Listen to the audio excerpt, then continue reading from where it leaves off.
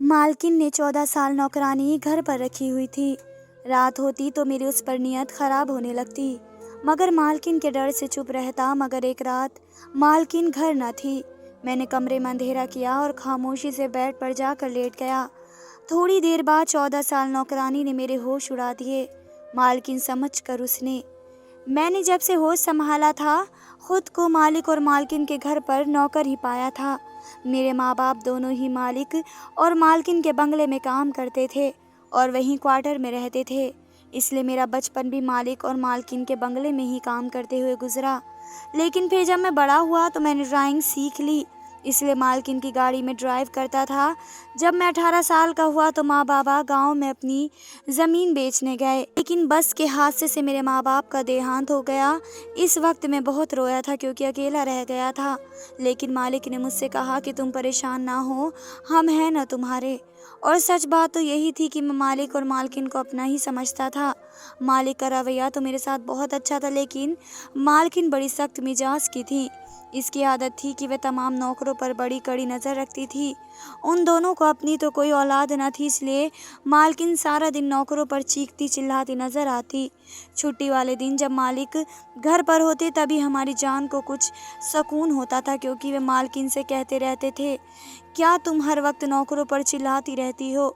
वह भी इंसान है, एक दिन की छुट्टी दे दिया करो। फिर वह हमें इशारे से कह देते कि जाओ ऐश करो, क्योंकि मालकिन का सारा गुस्सा मालिक की तरफ हो जाता था। वे कहती थी कि आपने ही सब नौकरों को सर पर चढ़ा रखा है, मैं ना हूँ तो घर का कबाड़ा बना देते हैं आपके ये नौकर। मालिक का इशारा पाते ही हम सब खुशी खुशी घर से बाहर निकल गए थे। मेरे साथ माली और चौकीदार भी शामिल हो जाते थे। हम 3 लड़के सबसे पहले समुद्र जाते, खूब नहाते, एंजॉय करके 3-4 घंटे बाद ही वापस लौटते थे। मालिक मुस्कुराकर हमसे पूछते, क्यों मज़ा आया छुट्टी के दिन, खूब एंजॉय किया ना? मालिक हमारे बड़े ही खुश मिजाज किस्म के थे, लेकिन मालकिन का तो मुंह सूजा हुआ रहता था। घूर घूर के हमें देखती रहती थी, कहती थी, कल तुम्हारा मालिक ज़रा ऑफिस जाए, फिर मैं तुम लोगों को सीधा कर दूंगी। बहरहाल वक्त ऐसे ही गुजर रहा था कि जब अचानक से मेरी ज़िंदगी में एक ऐसा तूफान आया कि सब कुछ उलट पलट होकर रह गया। मालकिन ने अपने कामों के लिए एक बड़ी खूबसूरत 14 साल लड़की रखी थी। इत्तेफाक ये है कि मैं और घर का माली और चौकीदार हम तीनों ही जवान थे और 18-20 साल के दरमियान हमारी उम्र थी। और ये वक्त ऐसा होता है कि इंसान अपनी जवानी में कदम रख रहा होता है और उसे कुछ चीज़ों में दिलचस्पी कुछ ज़्यादा होती है। फिर वह लड़की तो बहुत ही खूबसूरत और हसीन थी। जब हम तीनों ने उस हुस्न परी को देखा तो हमारे तो होश उड़ कर रह गए। हम तीनों इस लड़की पर दिल हार बैठे थे, लेकिन मालकिन की घूरती नज़र ने जैसे हमें होश की दुनिया में लौटाया। वे चिल्लाकर हम पर बोली, कहने लगी, क्या टुकुर टुकुर देख रहे हो, निकलो यहाँ से बाहर, शर्म नहीं आती घर की बच्ची पर नज़र रखते हुए। ये सुनना था कि हम तीनों के तीनों घबरा कर रह गए। हमने कहा, नहीं नहीं मालकिन, ऐसी तो कोई बात नहीं। बहरहाल हम तीनों ही घर से बाहर निकल गए। चौकीदार कहने लगा, यार मैंने आज तक कभी ऐसी खूबसूरत लड़की नहीं देखी। माली कहने लगा, सच कह रहे हो, लड़की तो वाकई ही बड़ी प्यारी है। ये सुनकर मुझे बड़ा गुस्सा आया कि भला ये कौन होते हैं इस लड़की को ऐसी वैसी नज़रों से देखने वाले। मैंने कहा, शर्म नहीं आती क्या तुम्हारे घर में माँ बहनें नहीं हैं? बताओ। मालकिन को मैं तुम लोगों के बारे में बताऊंगा, मालकिन की नौकरानी के लिए कैसी कैसी बातें कर रहे हो। हालांकि मेरी भी इस लड़की पर नियत अच्छी नहीं थी, ना ही इरादे अच्छे थे, लेकिन मैं ये जाहिर नहीं करना आना चाहता था कि मैं इसे किस नज़रे से देखता हूँ। चौकीदार और माली मेरी इस बात पर बुरा समूह बनाकर अपने अपने कामों में लग गए, लेकिन मेरी आंखों में तो इस लड़की का चेहरा ही समा चुका था। फिर मेरा कोई खास काम भी ना था। मालकिन ने कहीं जाने को होता तभी मैं गाड़ी लेकर बाहर जाता था या फिर घर के अंदर छोटे मोटे काम कर लेता। मैंने सोचा कि चलो, मुझे तो वैसे भी घर के अंदर जाने की खुली इजाज़त है, इसलिए बहाने से इस लड़की से दोस्ती बढ़ाता हूँ। दोपहर का वक्त था और मैं जानता था कि इस वक्त मालकिन सो जाती हैं। मेरी मालकिन दोपहर को ज़रूर सोती थी और शाम को ही उठती थी। मैं लॉन्ज में आया तो वह 14 साल नौकरानी बड़े गुस्से से रोब जमाते हुए एक नौकरानी से सफाई करवा रही थी। कहने लगी, मुझे मालकिन ने कहा है कि अच्छे से ध्यान रखना, इसलिए खबरदार, जो तुमने सफाई में ज़रा भी सुस्ती करने की कोशिश की, अच्छी तरह से घर को चमकाओ। वह लड़की तो शायद उम्र में ही 14 साल की थी। इस वक्त मुझे मालकिन की टिट्टो कॉपी लग रही थी। जैसे कि इस लड़की की मुझ पर नज़र पड़ी तो अपने इशारे में पूछने लगी कि तुम यहाँ क्या कर रहे हो। इस लड़की के इशारे से लग रहा था मेरे आने की वजह पूछ रही है। मैंने कहा जी, अगर आपको कोई काम हो तो बता दे, दिन के वक्त मैं घर के छोटे मोटे काम भी कर लेता हूँ। मालकिन सो रही हैं, इसलिए मेरी बात सुनकर वे कहने लगी, अच्छा ठीक है, आओ मेरे साथ। ये कहकर वे मुझे किचन में ले गई। पूरा सिंक बर्तनों से भरा पड़ा था। कहने लगी, ऐसा करो, पहले ये बर्तन धोकर। फिर उसने टेबल की तरफ इशारा किया जो किचन में पड़ा था, जिस पर कच्ची सब्जियां पड़ी थी। कहने लगी, फिर इन सब्जियों को काटना। फिर इसने किचन की शेल्फ की तरफ इशारा किया। कहने लगी, शेल्फ भी साफ करो और जब सारा काम कर लो तो मुझे बताना, फिर मैं बताऊंगी तुम्हें आगे क्या करना है। ये कहते हुए वह कमर पर हाथ रखे हुए आराम से वहां से बाहर चली गई। बहरहाल मैंने सारे बर्तन धो दिए, किचन साफ किया, उसके बाद सब्जी भी सारी काट ली। अभी मैं प्याज काट रहा था जब मेरी आंखों से पानी पूरी तरह से बह रहा था कि मैंने देखा वह लड़की किचन में बड़ी तेज से दाखिल हुई। फौरन से मेरे पास आई, मेरे हाथ से झट से छुरी पकड़ ली। कहने लगी, फटाफट से निकलो बाहर, मालकिन आ गई हैं और किचन में ही आ रही हैं। मैं तो इसके इस बर्ताव पर घबरा गया। पता नहीं क्यों इसने मुझे फुर्ती से धक्का दिया है।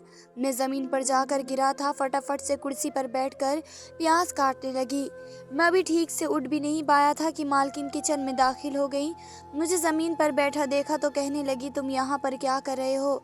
मैंने तुमसे कहा था ना कि बाहर जाकर बैठो। मैं अभी कहने ही वाला था कि मैं तो सब्जी काट रहा था। इस लड़की ने मुझे समझाने का मौका ही नहीं दिया। इससे पहले कि मैं कुछ बताता तो लड़की बोली, कहने लगी, मालकिन मैं तो कब से इस शख्स को कह रही हूँ कि तुम यहाँ क्यों फिजूल में बैठे हो, जाओ बाहर जाकर देखो, लेकिन यह तो मेरे सर पर सवार है। कहने लगा, अच्छे तरीके से काम करो, मैं ये देखूंगा कि तुम काम कैसे करती हो। फिर कमर पर हाथ रखकर करहाने लगी। कहने लगी, मैंने अभी अभी सारे बर्तन धोए और अब सब्जी काट रही हूँ और ये बैठा यहाँ देख रहा है कि मैं काम ठीक कर रही हूँ कि नहीं। मैं तो इस लड़की की शक्ल देखता रह गया था।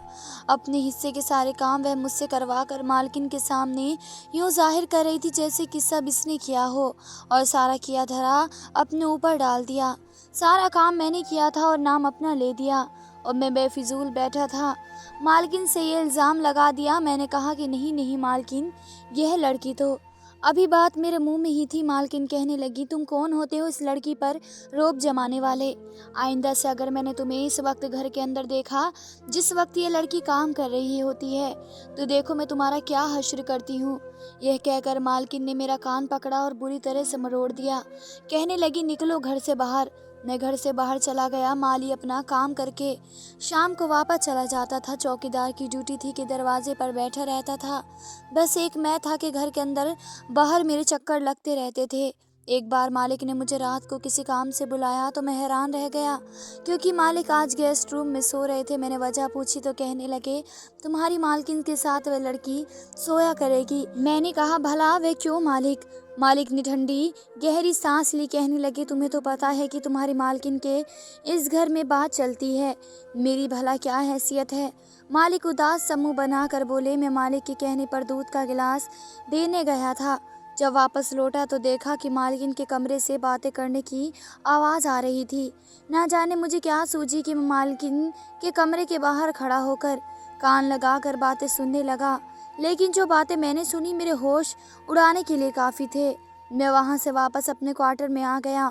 मुझे लगा कि जो कुछ मैंने सुना है हो सकता है कि जैसे मैं सोच रहा हूँ वह बात ना हो, लेकिन इस लड़की का मालकिन के कमरे में सोना मेरी समझ से बाहर था। हालांकि इस लड़की का रवैया मेरे साथ कुछ खास अच्छा ना था, लेकिन फिर भी मैं इस पर अपना दिल हार बैठा था। लेकिन दिन भर तो मालकिन की कड़ी नज़र मुझ पर होती थी। सोच रहा था कि किस तरीके से इस लड़की से बात की जाए, क्योंकि रात को भी मालकिन इसे अपने कमरे में सुलाती थी। मैं बार बार ऐसा मौका ढूंढता जिससे कि मेरी इस लड़की से बातें हो जाए और बात बन जाए, लेकिन मैं जानता था कि मालकिन ऐसा होने नहीं देंगी। एक बार मुझे इस लड़की से बात करने का मौका मिल गया। मालकिन दोपहर को सो रही थी। मैं चुपके से लॉन्ज में आया। तमाम नौकर इस वक्त काम करके अपने घर जा चुके थे। वह लड़की किचन में फ़ोन पर किसी से बातें कर रही थी। मैं धीरे से चलता हुआ किचन में आ गया। इसके बिल्कुल पास जाकर खड़ा हो गया।